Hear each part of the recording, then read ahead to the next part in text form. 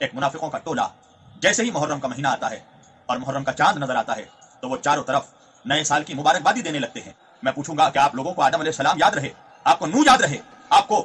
یوسف یاد رہے، آپ کو یونس یاد رہے، مگر آپ کو اللہ کے رسول کا وہ لاڈلا بیٹا، اللہ کے رسول کا وہ لاڈلا نواسا جس نے امت کی بخشش کے خاطر اپنا پورا کنبہ قربان کر دیا، آپ کو وہ حسین یاد نہیں رہا؟ اور انسان کو بیدار تو ہو لینے دو، ہر قوم پکارے گی ہمارے ہیں حسین۔ میں پوچھنا چاہتا ہوں کہ آپ کو بابر کی بنائی ہوئی وہ مسجد تو یاد ہے، مگر آپ کو اللہ کے رسول کا خاندان یاد نہیں ہے۔ بسم اللہ الرحمن الرحیم، الحمدللہ رب العالمین، الصلاۃ والسلام علی سید الانبیاء والمرسلین وآلہ الطیبین الطاہرین ولعنۃ اللہ علی اعدائہم اجمعین من یومنا ھذا الی قیام یوم الدین۔ عزیزان گرامی، برادران ملت و عزاداران امام حسین سید الشہداء علیہ السلام، ماہ محرم الحرام کا آغاز ہو چکا ہے اور آپ جانتے ہیں کہ یہ وہ مہینہ ہے کہ پورے سال اور پوری زندگی امام حسین علیہ السلام کے چاہنے والے اور محبان اہل بیت طاہرین علیہ السلام اس مہینے کا بے صبری سے انتظار کرتے ہیں کہ اس مہینے میں ہم یاد حسین اور ذکر حسین کے ذریعہ اپنے ایمان کو تقویت پہنچائیں گے۔ عزیزان گرامی، ویسے تو یہ ماہ محرم الحرام یہ وہ مہینہ ہے کہ جس کی 10ویں تاریخ یعنی روز عاشوراء حضرت آدم علیہ السلام کی توبہ بھی قبول ہوئی، حضرت نوح علیہ السلام کا سفینہ کوہ جودی کے کنارے لگا، اور بہت سے ایسے واقعات اس مہینے میں محرم الحرام کی 10 تاریخ کو رونما ہوئی۔ مگر اسی محرم الحرام کے 10ویں تاریخ میں روز عاشوراء ایک ایسا واقعہ رونما ہو گیا، ایک ایسا المناک واقعہ کہ جو آج بھی جب جس کا تذکرہ ہوتا ہے، جسے یاد کر کے آنکھیں اشکبار ہو جاتی ہیں، اور وہ واقعہ کرب و بلا ہے۔ یعنی کرب اور بلا کو جب ایک جگہ جمع کیا جاتا ہے تو وہ کرب و بلا بن جاتا ہے۔ ہاں عزیزوں، یہ وہ مہینہ ہے کہ جس مہینے میں ایک نواسے نے اپنے نانا سے کیا ہوا وعدہ نبھا دیا۔ حضرت ابراہیم علیہ السلام نے جب اسماعیل ذبیح اللہ کے گردن پر چھری رکھی اور ان کی قربانی اللہ نے قبول کر لی، تو جنت سے فرشتہ اللہ کے حکم سے ایک دمبا لے کر آ گیا۔ چھری چلی تھی گردن اسماعیل علیہ السلام پر، مگر اللہ نے اسماعیل علیہ السلام کی جگہ دمبا کو بھیج کر اس قربانی کو اللہ نے قرآن میں اعلان کر دیا کہ فَهَدَيْنَاهُ بِذِبْحٍ عَظِيمٍ، ہم اس قربانی کو ذبح عظیم میں تبدیل کر دیں گے۔ لہذا یہ ذبح عظیم کوئی اور نہیں بلکہ وہ خنجر جو اسماعیل کے گلے پہ رک گیا تھا، وہ خنجر روز عاشوراء سن 61 ہجری 10ویں تاریخ محرم الحرام میں کربلا کے میدان میں نواسہ رسول، جگر گوشہ بطول، لخت جگر حیدر کرار، نور نظر احمد مختار، سید شباب اہل الجنہ حضرت امام حسین ابن علی علیہ السلام کے گردن پر وہ خنجر چلا۔ کون حسین؟ وہ حسین کہ جس کے لیے اللہ کے رسول صلی اللہ علیہ وآلہ وسلم نے فرمایا، الحسین منی وانا من الحسین، میرا حسین مجھ سے ہے اور میں حسین سے ہوں۔ وہ حسین کہ جس کے لیے اللہ کے رسول صلی اللہ علیہ وآلہ وسلم نے فرمایا، الحسن والحسین سیدا شباب اہل الجنہ،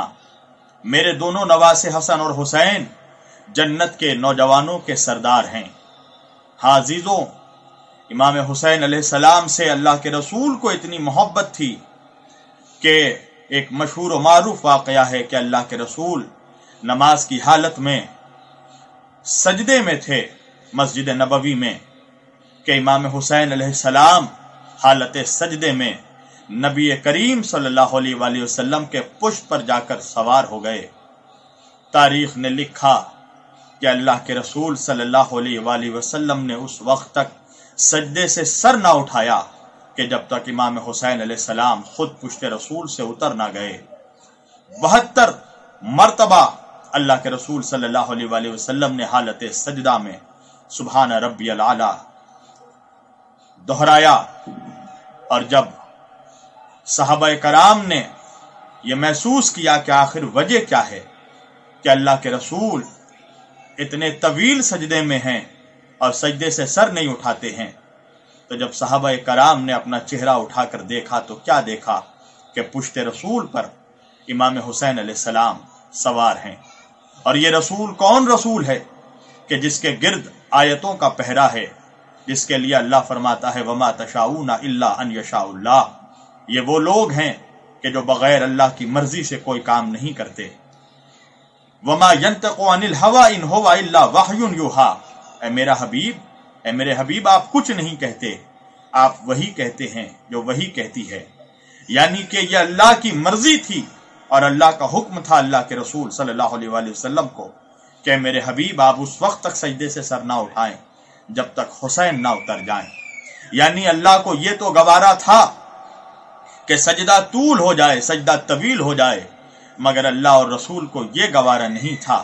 کہ امام حسین علیہ السلام کو کوئی چوٹ پہنچ جائے، امام حسین علیہ السلام کو تکلیف پہنچے۔ میں پوچھنا چاہتا ہوں تمام مسلمانوں سے اور تمام عزاداران امام حسین علیہ السلام سے کہ مجھے یہ بتائیں کہ جس اللہ کے رسول کو یہ گوارا نہیں ہوا کہ حسین کو اذیت پہنچے، اللہ کے رسول نے سجدے سے سر نہ اٹھایا، اللہ جانے اس رسول کے دل پر اس وقت کیا گزر رہی ہوگی کہ جب امام حسین علیہ السلام کے پیاسے گلے پر خنجر چلایا جا رہا ہوگا، 3 دن کے بھوکے پیاسے گلے پر چھری چلائی جا رہی ہوگی، اس وقت اللہ کے رسول پہ کیا گزر رہی ہوگی جب چاروں طرف سے کبھی امام حسین علیہ السلام کو تیر، امام حسین علیہ السلام کے جسم مبارک پر تیر چلائے جا رہے تھے، انہیں نیزوں سے اذیت دی جا رہی تھی، تلواروں سے اذیت دی جا رہی تھی۔ اللہ کے رسول کو کتنی تکلیف ہوئی ہوگی اس وقت جب امام حسین کا سر کاٹ کر نیزے پر بلند کیا جا رہا ہوگا۔ عزاداروں، یہ واقعہ کربلا وہ واقعہ ہے کہ جب جبریل علیہ السلام نے امام حسین علیہ السلام کا یہ واقعہ،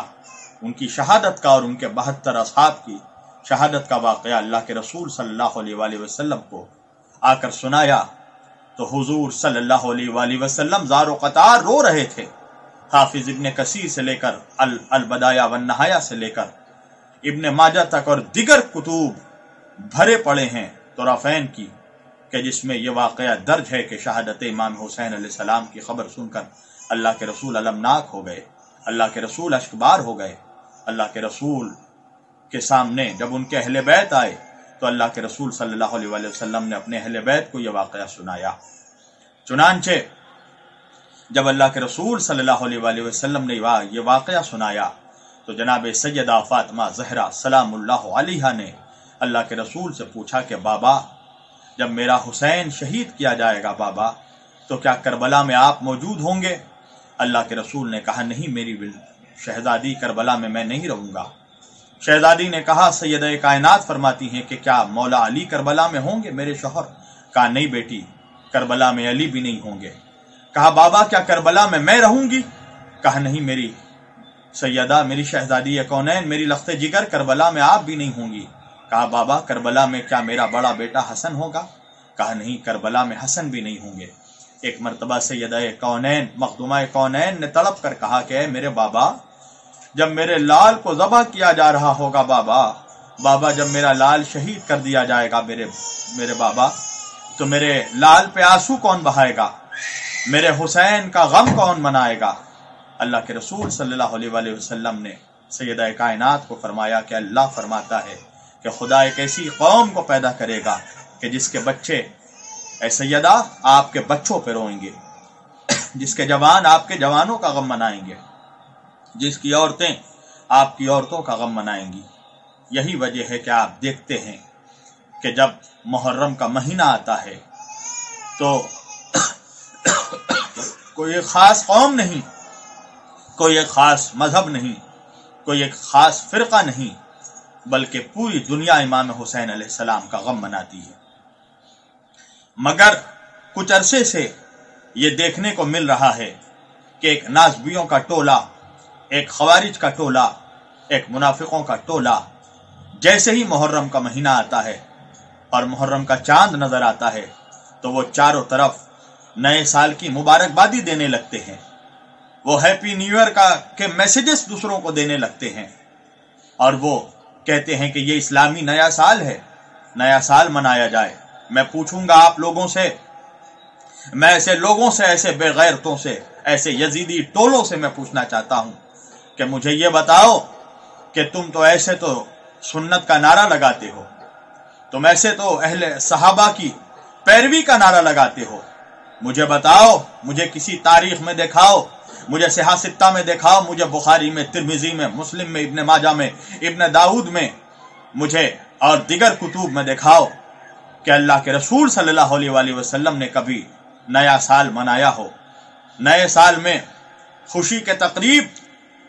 کا انعقاد کیا ہو، یا اللہ کے رسول کے بعد کبھی اہل بیت نے یا صحابہ نے نئے سال کی مبارکبادی دی ہو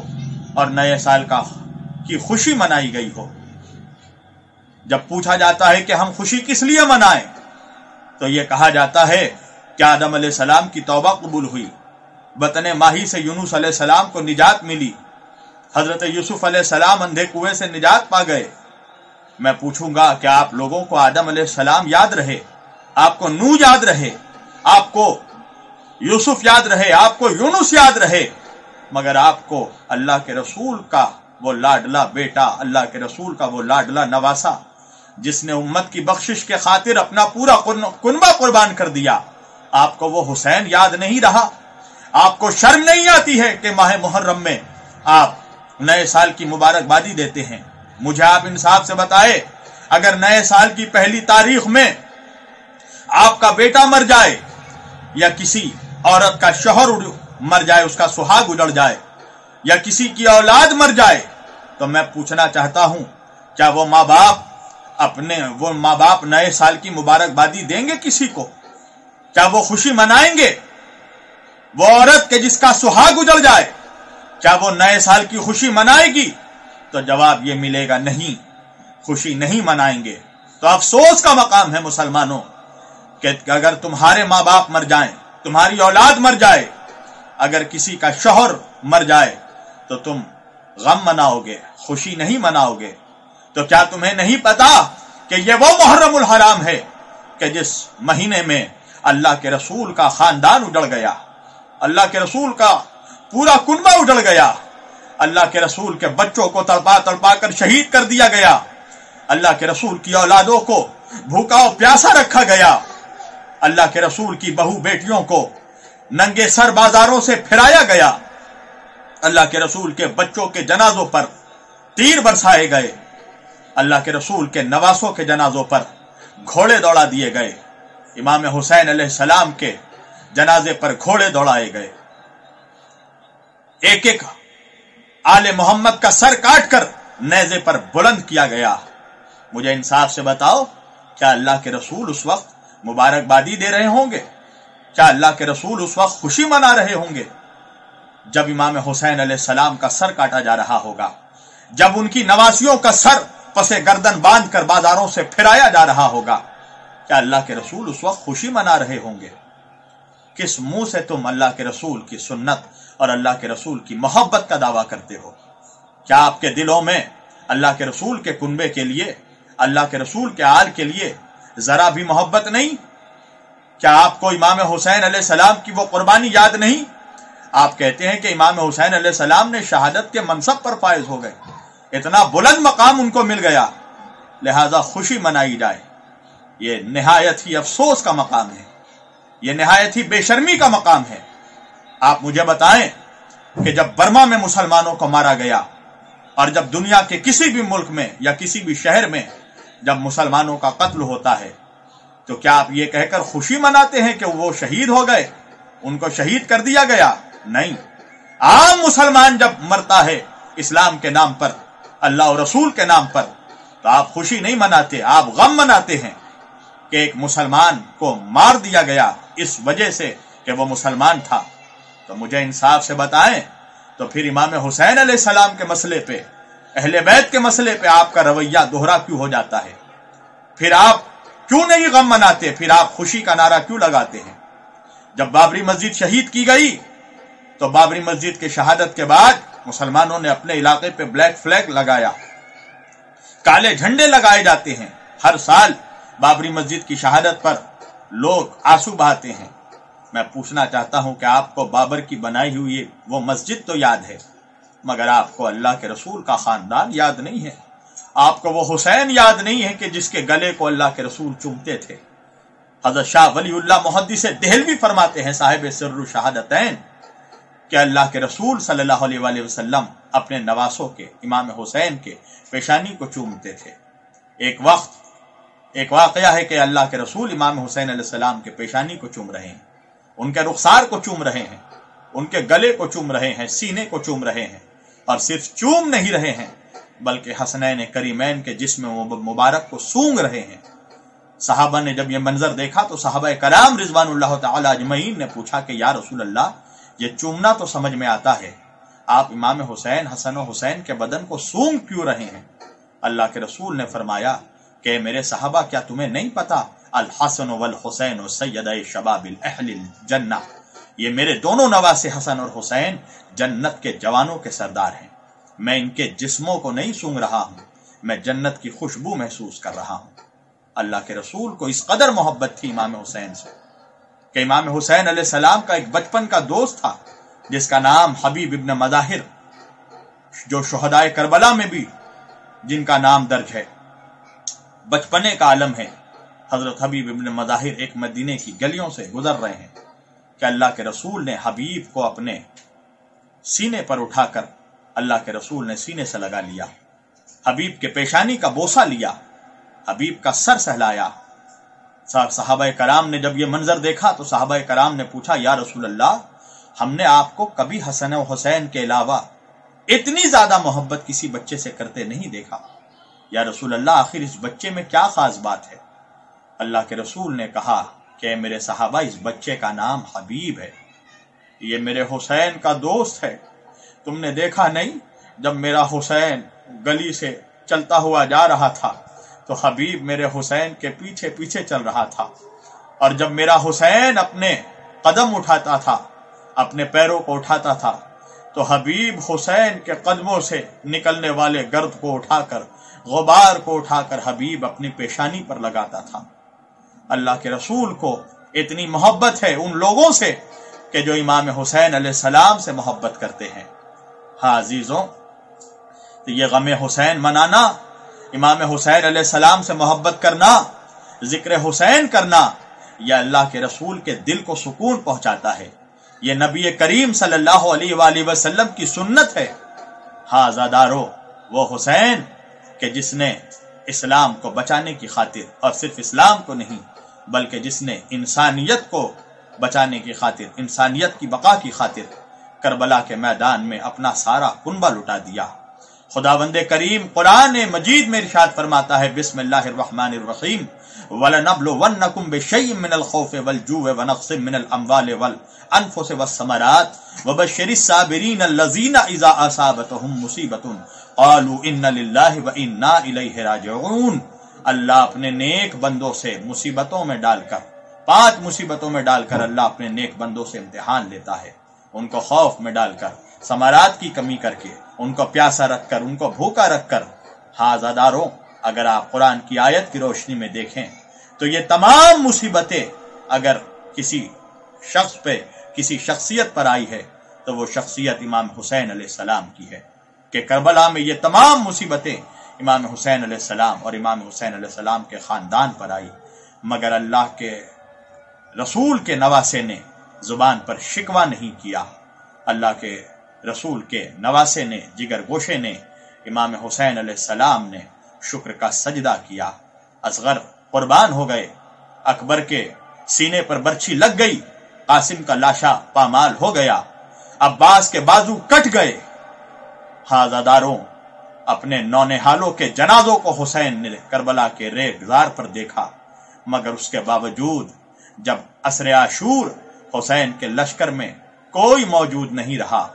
تو امام حسین علیہ السلام شکر کے سجدے میں چلے گئے۔ علامہ اقبال کو کہنا پڑا کہ اون کے زیر تیغ گوید لا الہ، ان کے اسخو نش بروید لا الہ، ان کے لرزد از سجود او زمین، ان کے بخشت بے یقینا را یقین۔ وہ کیا سجدہ تھا، وہ کیا سجدے کو عروج بخشا امام حسین علیہ السلام نے میدان کربلا میں، کہ سجدے میں سر جھکا دیا، سر اٹھا نہیں، سر اٹھایا گیا۔ علامہ اقبال یہ کہہ پڑے کہ اسلام کے دامن میں بس اس کے سوا کیا ہے، ایک ضرب ید اللہ، ایک سجدہ شبیری۔ یہ غم امام حسین علیہ السلام تا قیام قیامت تک منایا جاتا تھا، منایا جاتا رہے گا، اور صرف مسلمان نہیں